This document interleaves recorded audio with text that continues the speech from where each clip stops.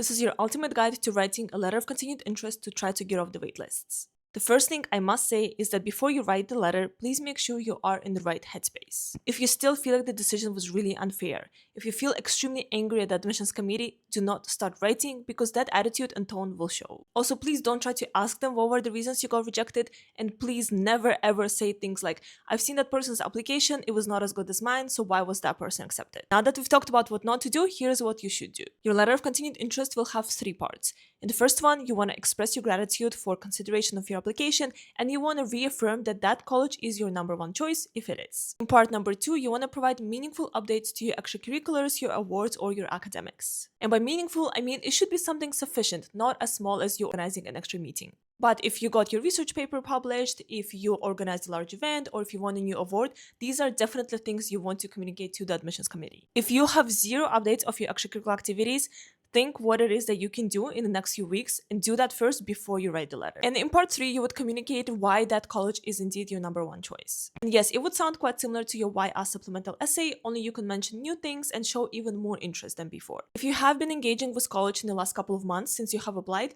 that's also something you can mention. Maybe you have met a new alumni, maybe you've attended a different event that again shows that you're still interested in college. Just like with a good supplemental essay, do your research and be very specific. To be very honest, the chance of getting off the waitlist as international is very small, but you still have it, so please do your best with your letter of continued interest.